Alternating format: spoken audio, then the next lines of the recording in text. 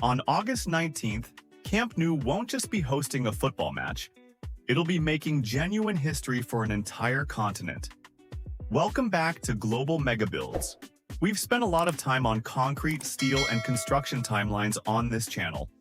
Today, we're talking about the actual match that's driving this entire August deadline, and why it matters far beyond just being Camp Nou's comeback game. FC Barcelona have confirmed Ahly, the Egyptian Giants, as their opponent for the 61st edition of the Joan Gamper Trophy. What makes this genuinely historic is simple. Ahly is the first African club ever to be invited to play in this tournament. 61 editions, and this is the very first time an African side has ever been part of it. Barcelona themselves have described Ahly as the African club of the century, meeting FC Barcelona, language that immediately tells you this isn't being treated internally as some routine, forgettable preseason friendly.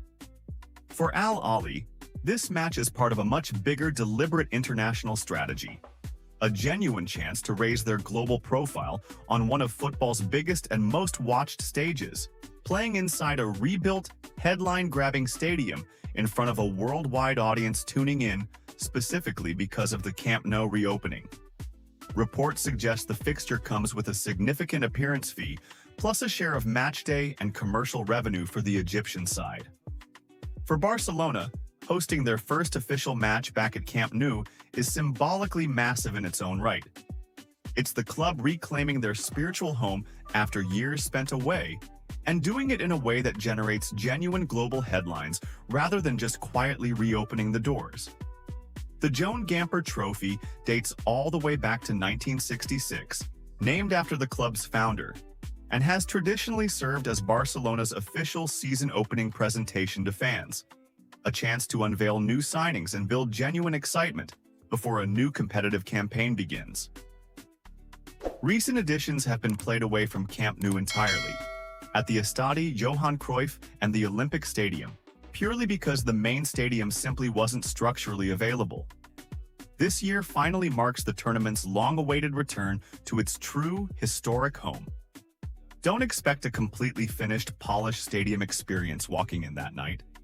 As we've covered across previous videos, large sections, including that entire third tier, won't be ready, and total capacity will be significantly reduced from the eventual 105,000-seat target.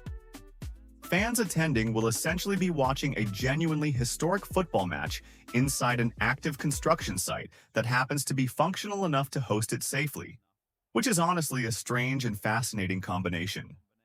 Beyond this single match, Ahly's inclusion opens a real conversation about African football's growing visibility on the global stage.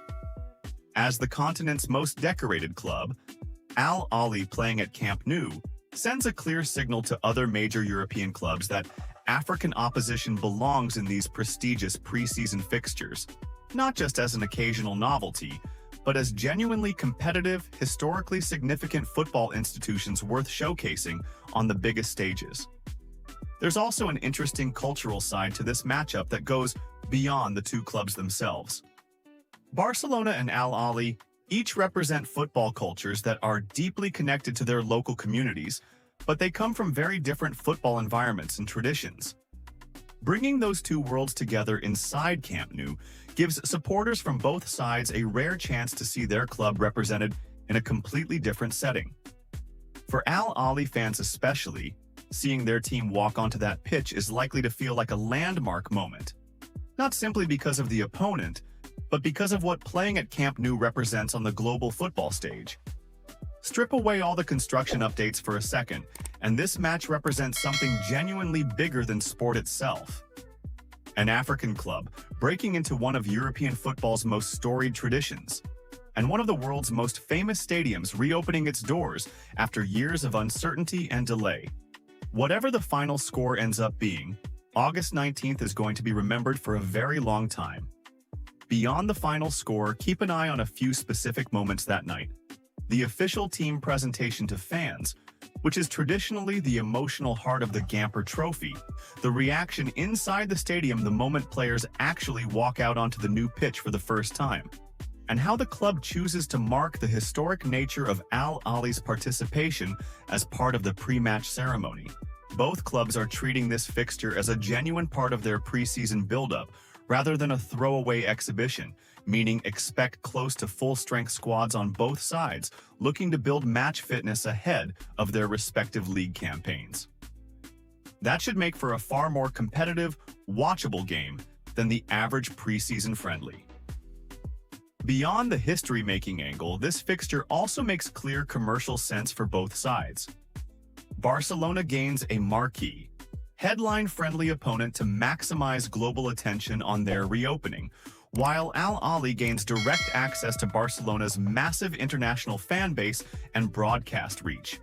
Exposure that's genuinely difficult to buy any other way. It's a rare case where the symbolic story and the business logic point in exactly the same direction. If this match is received as well as both clubs are clearly hoping, don't be surprised if it opens the door to more fixtures like it in future preseasons. More African, Asian, and North American clubs getting genuine access to Europe's biggest stages, rather than European giants simply touring those regions instead.